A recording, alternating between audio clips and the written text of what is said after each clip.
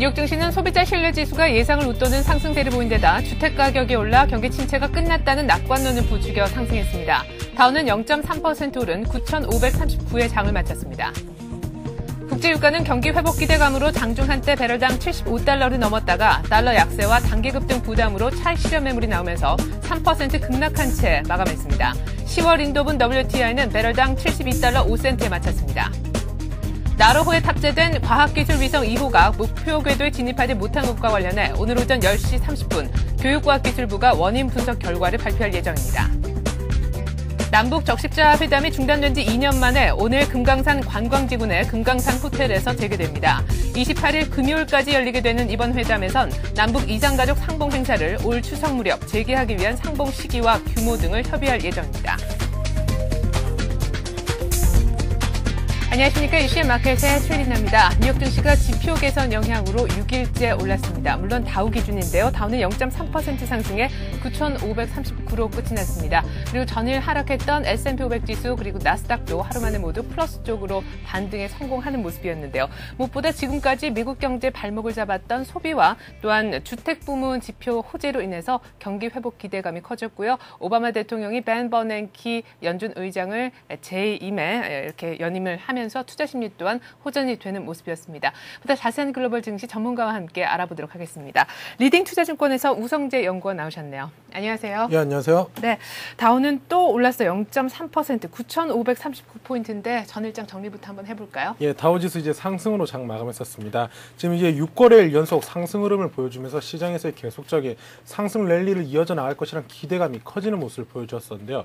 하지만 지금 장 초반 버냉키 의장의 연임 그리고 주요 경제 지표들이 좋게 나오는 모습을 보이면서 강세장의 움직임을 보이면서 장중 9,600선을 돌파하는 모습 또한 보여주었었습니다. 하지만 단기적인 계속적인 상승 추세 이후에 시장에서의 간망세 또한 커지는 모습을 보이면서 차익 매물이 많이 나오는 모습이었습니다. 결국 다우지수는 0.32% 상승한 9,539포인트, S&P 500 지수는 0.24% 상승한 1,028포인트 등 대부분의 주요 지표들이 강보합권의 장 마감하는 모습이었습니다.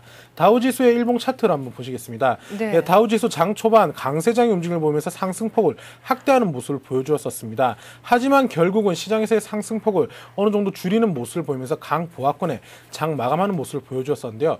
계속적인 상승 랠리 이후 지금 루비니 교수의 더블딥에 대한 이야기들이 계속적으로 나오고 있는 가운데 시장에서의 차익 매물 욕구 또한 커지는 모습을 보여주고 있습니다. 하지만 지금 시장에서 보았을 땐 상승 랠리의 추세는 훼손되지 않을 것으로 예측되고 있는 가운데 조정을 받는다고 했을 경우 9,400선 내 부분까지는 하락할 수 있겠지만 큰 폭의 하락보다는 약간의 소폭의 기간 조정 이후에 다시 강세장으로 갈 확률이 높기 때문에 이러한 부분을 염두하시면서 시장을 접근하시는 게 좋을 것 같습니다.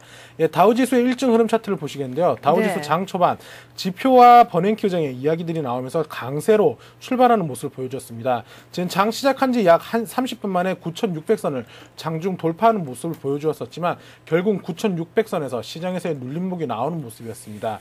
결국 이러한 흐름세를 받으면서 장중 간망세가 커지고 있는 가운데 상승폭을 축소한 9,539포인트대 장 마감했었습니다. 네, 이날 발표된 경제 지표가 아주 경기 회복 기대감을 다시금 재확인을 시켜주면서 장 초반 아주 강하게 매수세가 유입됐었는데요. 말씀하신 걸 바탕으로 해보니까 장 초반 이렇게 강했던 것은 오바마 대통령이 버냉키 연준 의장을 재신임한 데 따른 것으로 또 풀이가 되어 지표도 좋았고요. 예, 지금 이제 말씀하신 것처럼 지금 이제 벤 버냉키 의장의 연임에 따른 시장에서의 기대감이 커지는 모습을 보여주었습니다.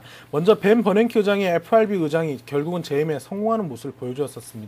오바마 정부에서 벤 버냉키 의장에 대해서 부정적인 시각도 나타낸 적도 있었지만 결국은 벤 버냉키 의장을 다시금 재선임하는 모습을 보이면서 FRB의 움직임 자체가 계속적인 추가 변동성이 없이 새로운 인물이 나타나서 새로운 정책을 내놓는 게 아니라 계속적인 벤 버냉키 의장의 주도하에 시장의 경제 흐름이 계속 갈 것이라는 기대감이 나오면서 시장의 안도감 또한 커지는 모습을 보여줬었는데요. 네. 결국은 이번 벤 버냉키 의장이 2014년 1월까지 4년간의 재임을 좀 빠르게 결정을 했었습니다.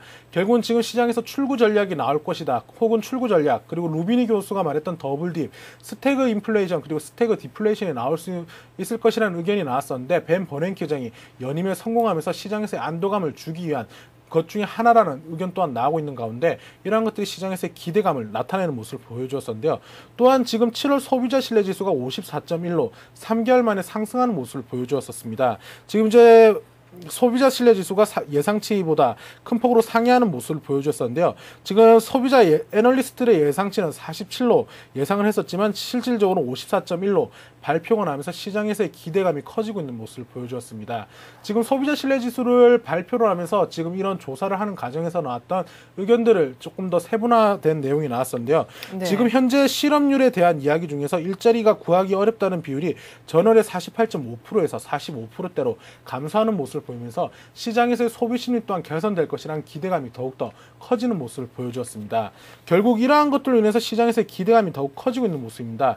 또한 지금 케이스실러 주택가격지수가 15.4로 발표를 하면서 15.4% 하락한 것으로 발표를 하면서 예상치보다 하락폭이 둔화되고 있는 모습을 보였던 것이 주택 관련 업종들의 강세로 연결되는 모습을 보여줬습니다. 보통 주택 관련 업종들은 이러한 주택 가격 지수 그리고 케이스실러 주택 지수 같은 이제 신규 주택 매매 건수 같은 여러 가지 주택 관련 지표에 따라서 민감하게 반응하는 모습을 보여주고 있는데 주택 경기가 바닥을 찍고 지금 어느 정도 회복 기조로 전환되고 있다는 기대감이 나오면서 주택 관련 업종들의 강세장의 움직임 보여주었었습니다. 네, 이렇게 지표가 개선이 됐기 때문에 당연히 주택 관련 건설주들의 움직임도 좋지 않았을까 싶은데 이제 업종별 흐름을 조금 체크해 볼 필요가 있을 것 같습니다. 어제 좀 많이 하락을 했었죠. 그 은행주가 하루 만에 다시금 강세를 보였어요. 최근 들어서 은행 부실에 대한 경고도 잇따랐는데 말이죠. 예, 지금 이제 지난주 주말에 이제 중소은행들이 몇 개가 파산하는 모습을 보여주었습니다. 결국 이러한 흐름으로 해서 월요일날 금융주들이 조금 약세를 보여주었었는데요. 결국 지금 금융주의 약세는 시장에서 강한 하락 조정보다는 기간 조정 속에서 시장에서의 차익 매물이 계속 출현하고 있는 모습으로 보시는 게 좋을 것 같습니다. 지금 이제 이러한 모습을 보면서 오늘 결국 금융주가 반등에 성공하는 모습을 보이면서 지수 상승을 견인하는 모습을 보여주었습니다. 그리고 또한 앞서 말씀드린 것처럼 케이스실러 주택가격 지수가 좋게 나오는 모습을 보이면서 KB홈 같은 주요 주택 관련 업종들이 강세장을 보여주었었는데요. 지금 이러한 모습을 보여주면서 시장에서의 기대감 또한 커지고 있는 모습을 보여주었습니다. 하지만 이와 반면에 유가가 급락하는 모습을 보여주면서 에너지 관련주들은 약세를 보여줬습니다. 엑스모빌, 쉐브론 같은 경우에 지금 약세의 움직임을 보여줬었는데요. 유가가 재정 적자에 대한 부담감으로 인해서 시장에서의 차익 매물이 출현했던 만큼 이러한 흐름이 이런 유가 관련 업종에도 영향을 미치는 모습이었습니다. 결국 이러한 흐름세 속에서 지금 시장에서의 기대감 또한 커지고 있는 모습을 보여주고 있습니다. 지금 어제 같은 경우 CNBC에서 계속적인 불마켓은 계속 갈 것이다 라는 이야기가 나왔었던과 함께 지금 이제 상승 흐름이 깨지지 않는다라는 지배적인 의견들이 나오고 있는 가운데 시장은 약세보다는 강세로 계속적인 흐름을 갈 확률이 높을 것으로 보여지고 있습니다. 네, 자 이렇게 해서 보니까 금융주가 또 반등을 했었고 주택건설주들도 좋았었고 반면에 유가가 좀 떨어지면서 에너지 관련주는 약세를 보이지 않았나 싶은데요. 자 이제 오늘 밤 또 여러 가지 지표들이 발표가 됩니다. 역시나 주택 관련 지표가 포함이 되어 있고 내구재 주문도 결과가 나오죠. 예, 이번 주 같은 경우 이제 주택 관련 지표들의 발표가 좀 많이 있는 모습입니다. 결국은 네. 이러한 흐름으로 인해서 주택 관련 업종이 조금 민감하게 반응할 수 있을 것으로 보여지고 있는데요. 오늘 같은 경우에 MBA 주택융자 신청 지수의 발표가 있습니다. 지금 이제 MBA 주택융자 신청 지수 그리고 내구재 주문 그리고 이제 신규 주택 매매 세 개를 크게 볼 수 있을 것으로 볼 수 있는데요. 지금 이제 운송을 제외한 내구재 주문 또한 발표가 나면서 내구재 주문과 함께 같이 보시는 게 좋을 것 같습니다. 지금 시장 전망치는 내구재 주문 같은 경우에 3% 그리고 이제 신규 주택 매매 건수 같은 경우는 39만 건 정도로 예측이 되고 있는데 여기서 조금은 염두를 하셔야 될 게 시장 전년 동기 대비보다 지금 시장 전망치가 좋게 나오고 있는 모습을 보이면서 시장이 강세로 간다라고 보시기보다는 시장 전망치를 기준으로 해서 시장 전망치보다 좋은지 나쁜지에 따라서 시장의 영향을 많이 받는 모습을 보여주고 있습니다. 지금 신규 주택 매매 건수가 지금 우리나라 시간으로 오늘 밤 11시에 발표가 있는데요. 지금 9시 반에 있는 내구재 주문을 중심으로 해서 지표 시장의 영향성이 커질 수 있기 때문에 이러한 부분을 염두하시면서 시장을 접근하셔야겠습니다. 네. 특히나 내구대 주문에 만약에 개선세가 뚜렷할 경우 말씀하신 것처럼 예상치보다 더 좋게 나올 경우엔 또 우리장 같은 경우 삼성전자 포함해서 국내 IT 기업들의 주가도 좀 좋아질 수 있겠다 하는 생각이 듭니다. 자, 이렇게 해서 뉴욕 증시 관련한 이슈들을 한번 챙겨봤고요. 유럽 증시 마감 상황도 보고 싶은데 역시나 미국 쪽에서 지표가 좋았기 때문인지 나흘째 상승이에요. 예, 이제 유럽 증시 같은 경우 이제 나흘째 사흘 연속 상승을 하면서 연중 최고치를 계속적으로 갱신하는 모습을 보여주고 있습니다. 결국은 경기 회복에 대한 기대감이 더욱더 커지고 있는 모습을 보여주고 있는데요. 미 증시의 계속적인 랠리 속에서 유럽 증시 또한 강세장의 움직임을 보여주고 있습니다. 결국 영국 같은 경우 0.42% 이상 상승하는 모습을 보였었고 대부분 0.5% 이상의 강세 흐름을 보여주었었는데요. 결국은 지금 주택 지표 및 여러 주요 지표들이 개선되고 있는 흐름을 받으면서 유럽 증시 또한 이러한 영향을 받은 것으로 보여지고 있습니다. 네, 국제 유가의 경우에는 앞서서 유가가 좀 내리면서 에너지주가 약세를 보였다는 말씀을 한번 전에 들어봤었는데요. 그래서 너무 올라서 그런지 3%나 급락하면서 끝이 났어요. 예, 이제 유가 같은 경우 이제 올해 연중 최고치인 75불을 장중 돌파하는 모습도 보여주었었습니다. 결국은 다우지수가 9,600선을 돌파하는 즈음에서 유가 또한 75불대를 돌파하는 모습을 보여주었었는데요. 결국은 75불대 돌파 이후에 시장에서의 차익 매물 욕구가 커졌던 것으로 보여지고 있습니다. 또한 이제 백악관 예산 관리국인 OMB에서 예상 적자 부담이 더욱더 커질 것이라는 이야기가 나오면서 시장에서의 경기 회복에 대한 우려감 또한 나오고 있는 모습을 보여주었습니다. 지금 이제 보았을 땐 재정 적자가 9조 달러에 달할 것으로 예측된다라는 이야기가 나왔었는데요. 오바마 정부가 예상했던 것보다 2조 달러 이상 증가할 것으로 예측되고 있는 가운데 이러한 것들이 시장에서의 부담감으로 나타난 모습이었습니다. 결국 유가 또한 이러한 모습을 보이면서 결국 3% 가까운 하락세를 보여주었었지만 아직까지 미 증시가 계속적인 견조한 움직임 그리고 아시아 증시 중에서도 중국 증시가 계속적인 생산이 증가할 것이라는 기대감이 나오고 있는 가운데 유가가 70불을 하회하기보다는 70불 내외에서의 지지 그리고 75불의 박스권 장세로 지금은 시장을 보시면서 접근하셔야겠습니다. 네, 한동안 국제유가의 경우에는 배럴당 70에서 한 75달러 정도 사이에서 보는 것이 맞을 것 같네요. 한편 달러는 미국 경제지표 개선 때문에 하락을 하면서 유가를 조금 영향을 좀 미쳤던 것 같습니다. 자, 이렇게 해서 오늘 글로벌 증시는요. 리딩투자증권 우성재 연구원과 함께 자세히 알아봤습니다. 말씀 고맙습니다. 네, 고맙습니다.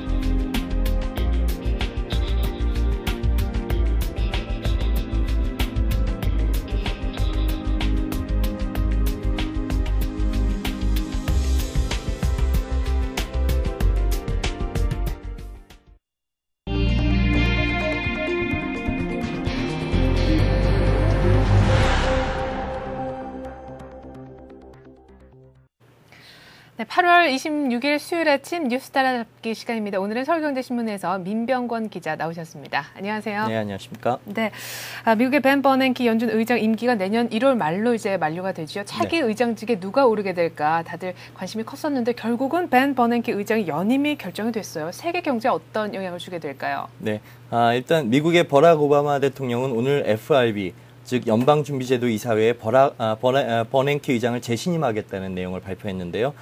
버냉키 의장 금융위기와 경제 침체 과정에서 과감하고 창조적인 대응 능력을 보여줬기 때문에 연임됐다는 게 백악관 측의 설명입니다.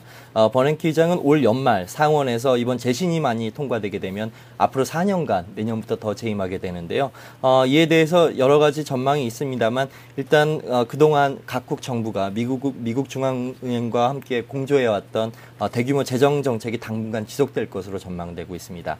버냉키 의장은 금융위기에 따른 자금 경색을 막기 위해 세계 어느 중앙은행에서도 보기 힘들 정도의 돈을 시중에 방출해 왔었는데요. 네. 그의 방침에 따라 FRB가 투입할 자금은 이미 집행된 자금까지 합쳐서 앞으로 총 3조 달러에 달합니다.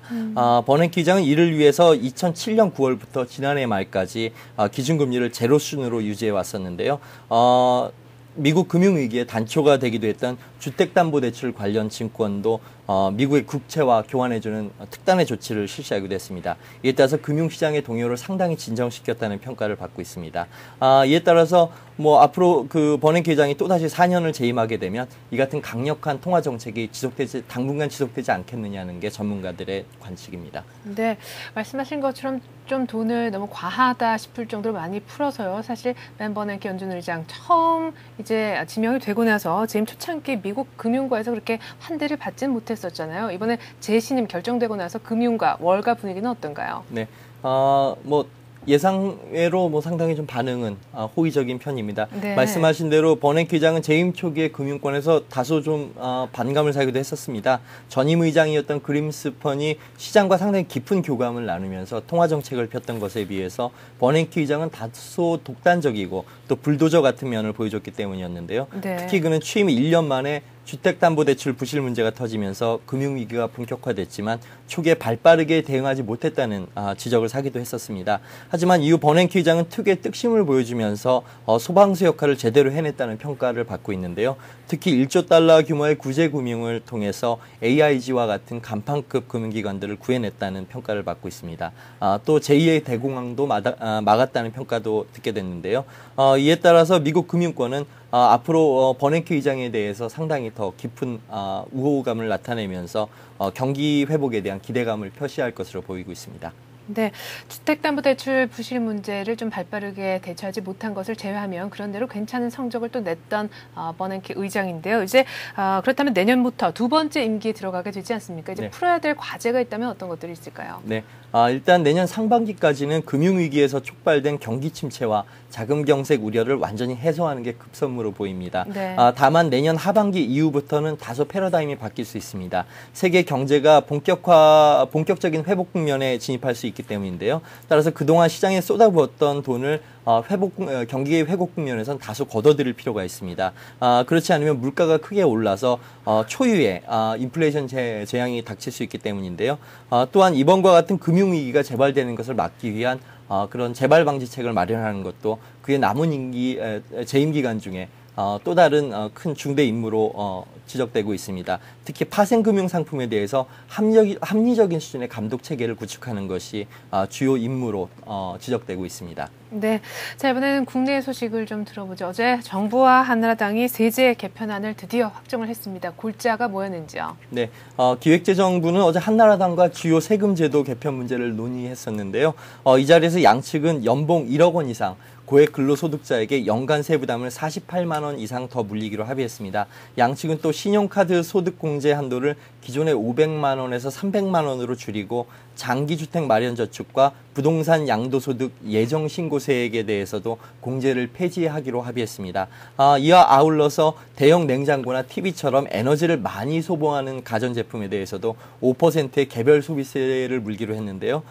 자동차 학원, 무도학원처럼 성인을 대상으로 한 영리 목적의 사설학원과 미용을 위한 성형수술 등에 대해서도 10%의 부가세가 내년 7월부터 부과되게 됩니다. 특히 대기업에 대해선 임시투자세 공제 제도가 폐지되게 되는데요. 이뿐 아니라 과세표준 1,000억 원 이상 대기업에 대해서는 법인세 최저 납부세율을 최대 15% 더 올리기로 했습니다. 이 같은 정책들은 금융위기 이후 구멍이 커지고 있는 정부의 재정 악화 문제를 막기 위한 방책으로 보이는데요. 세수를 적극적으로 발굴하겠다는 취지를 담고 있는 것으로 보입니다. 다만 정부가 조세 체계를 간소화하겠다고 추진했던 교통세와 교육세 그리고 농어촌 특별세에 대한 폐지 문제는 이익단체들과의 반대에 부딪혀 무산된 것으로 전해졌습니다. 네, 고소득층에 대한 어떤 세부담을 늘게 함으로 인해서 특별히 이제 친서민 부자 증세라고 한번 요약을 해볼 수도 있을 것 같고 기업 내부적으로 한번 보게 되면은 중소기업은 조금 덜 내도록 대신 대기업은 좀 더 많이 내도록 방향을 잡았던 것이다라고도 볼 수 있겠는데 특별히 임투세 공제 폐지하는 것에 대해서 대기업들의 반발은 없습니까? 네, 아무래도 뭐 경기 침체로 상당히 뭐 매출이 영업에 어려움을 겪고 있기 때문에요. 네. 이런 상황에서 기존에 있던 인센티브가 없어진다면 영업에 상당히 위축을 겪을 수밖에 없다. 그리고 투자에도 좀 난색을 펼 수밖에 없다는 게 재계의 반응입니다. 기업들은 정부가 임투세 공제를 폐지하게 되면 특히 그 연구개발 분야의 투자가 더욱 줄어들 것으로 우려하고 있는데요. 네. 정부도 이 같은 지적에 대해서 부담을 느껴왔던 것이 사실입니다. 그럼에도 불구하고 기존의 임투세액 공제가 기업의 투자 여부와 관계없이 관행화됐던 점이 있거든요. 예. 그 사실상 보조금처럼 지급돼 왔다는 지적이 계속 있어왔기 때문에요. 정부가 이번에 과감히 제도를 폐지한 것으로 보입니다. 다만 정부와 한나라당은 이를 위한 보완책을 마련했는데요. 이번 세제 개편안에 포함된 내용을 보면 연구 개발과 서비스 산업, 그리고 녹색 성장 등에 대해선 분야별로 별도의 세제 지원을 하겠다는 방침입니다. 특히 신성장 동력과 원천 기술 분야에 대해서는 연구개발비를 대기업의 경우 20에서 25%까지 세액 공제해주기로 했고요. 중소기업에 대해서는 30에서 35%까지 세액 공제해주기로 당정 간에 합의를 했습니다. 또한 중소기업의 기술 취득 비용 세액 공제 제도와 연구개발 출연금 수렴 역시 관련해서도 세금 특례 제도를 일몰시한을 3년간 더 연장하기로 했는데요. 이에 따라서 2011년까지 관련 제도가 더 적용하기로 당정 간에 합의를 했습니다. 네, 성장 동력 강화 측면에서 좀 더 구체적으로 내용을 들어가 보게 되면 말이죠. 저탄소 녹색 성장 산업에 대한 세제 지원도 강화된다고요. 네, 그렇습니다. 저탄소 녹색 성장 산업에 투자는 일명 녹색 펀드에 대해서 투자 금액의 10%를 300만 원 한도까지 소득 공제할 예정입니다. 또 녹색 예금과 녹색 채권 등을 통해 얻은 이자 소득에 대해서는 세금이 면제되게 됩니다. 아울러서 에너지 절약 시설에 대해서는 투자세액 공제 시한이 2011년 말까지 연장될 것으로 보입니다. 네, 한편 부동산을 통해서 높은 그런 소득을 올리는 사람들에 대해서는 또 세부담을 한층 더 강화시켰다라고요. 네, 그렇습니다. 부동산 물건을 매각한 이후에 2개월 내에 예정 신고를 하면 10%의 양도세 공제 혜택을 줬던 게 기존의 제도였는데요. 이 제도가 내년부터 폐지됩니다. 부동산 임대 사업자들의 세금 부담도 함께 높아지게 될 전망인데요. 특히 3주택 이상을 보유한 다주택자라면 전세 보증금으로 받은 돈에 대해서도 내후년부터 소득세를 물리게 됩니다.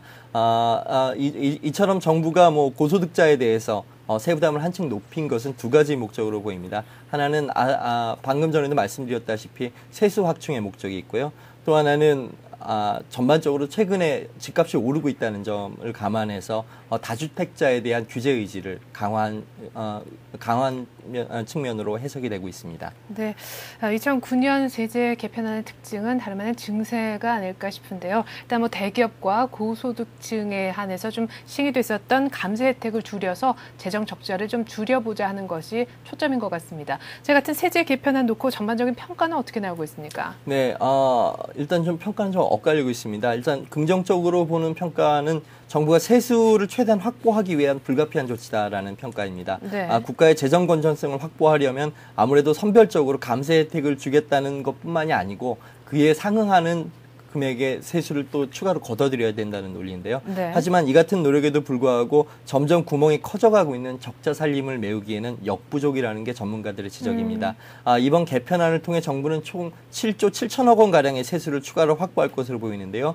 이와 더불어서 경제 성장률이 증가하면 자연스럽게 늘어나는 최대 세수, 8조 원대 세수 까지 합치더라도 감세 정책에 따른 13조 원대의 세수 공백을 보충하는 수준에 불과하다는 것입니다. 현재 총 366조에 달하는 국가 채무가 있기 때문에 이것을 메우기 위해선 또 다른 세수 확충 방안이 필요하다는 게 전문가들의 지적입니다. 아울러서 또 다른 비판도 있는데요. 이번 조치로 절세 금융 상품이 대거 줄어들게 되고 부동산과 관련한 세금 부담을 늘리게 되면 그 부담이 집주인들이 세입자에게 전가할 가능성이 높다는 불만의 목소리도 나오고 있습니다. 네, 계속해서 조금 안타까운 소식입니다. 어제 우리나라 첫 우주 발사체인 나로호가 성공적인 발사를 했음에도 불구하고 위성과 교신하는 데 실패하면서 위성 궤도의 정상적인 진입을 결국 하지 못했잖아요. 네, 예. 그렇습니다. 좀 아쉬움이 남는 소식인데요. 어제 오후 5시 전남공의 나로 우주센터에서 발사됐던 나로호는 일단 추진력을 내는 핵심 부품인 1단 엔진과 2단 킹 모터 엔진이 모두 정상적으로 작동하면서 대기권을 성공적으로 벗어났고요. 분리된 뒤에는 과학기술 위성 2호를 당초 예정했던 고도 306km의 분리하는 것으로 상당히 기대가 됐었습니다만 이 고도보다 36km 벗어난 곳에서 위성이 분리돼서 안타깝게도 궤도 진입에는 실패했습니다. 이번 발사를 주도했던 한국항공우주연구원 측은 위성의 궤도를 완전히 벗어났을 수도 있다고 분석하고 있는데요. 보다 자세한 결과는 시간 좀 더 지나봐야 결과가 나올 것으로 분석되고 있습니다. 네, 이번 발사는 정말 7번의 연기를 시킨 끝에 했던 것이어서 더 아쉬움이 크게 남는 것 같은데 다시 한번 이제 단도직입적으로 좀 여쭤보죠. 이번에 결국에는 위성궤도 진입에 실패하게 된 원인은 어디에 있는 건가요? 그러면 네, 조금 더 정밀한 분석을 해봐야 되겠습니다만 현재로서는 2단 로켓의 추진력이 예상보다 강했던 것이 아니냐는 추측이 나오고 있습니다. 이 때문에 위성이 정상 궤도를 벗어난 지점에서 분리됐다는 것인데요.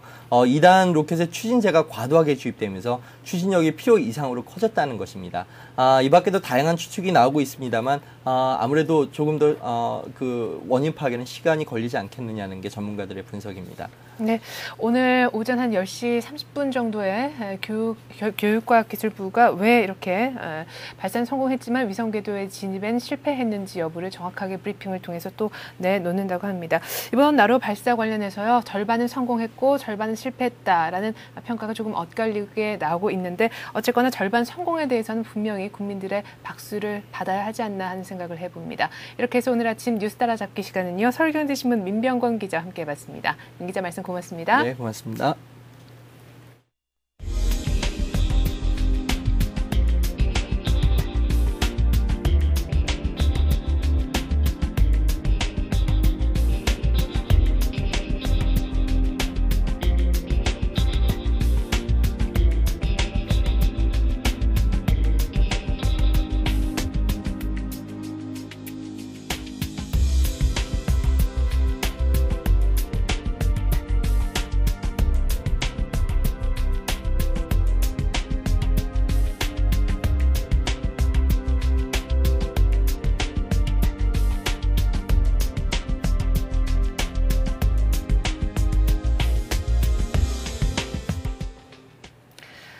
간밤에 열렸던 미국 뉴욕 주식시장이 지표 개선 때문에 6일째 올랐습니다. 다우의 경우 0.3% 상승해 9,539를 기록을 했었는데요. 전일까지만 해도 하락을 했었던 S&P 500 지수 그리고 나스닥도 하루 만에 플러스로 복귀를 하는 모습이었습니다. 지표 중에서도 주택 지표, 특히 2분기 주택 가격이 3년 만에 상승하는 모습을 보여줬고 소비 관련 지표에서도 역시 7월 소비자 신뢰 지수가 석 달 만에 상승으로 돌아서면서 투자 심리를 호전시켜줬습니다. 무엇보다도 벤 버냉키 연준 의장이 재연임하게 됨에 따라 불확실성도 해소되는 모습을 보여줬었는데요. 우리 장 오늘 또 어떤 모습 보여줄까요? 1시간 뒤에 출발 센증시에서 보다 자세하게 전해드리겠습니다. 고맙습니다.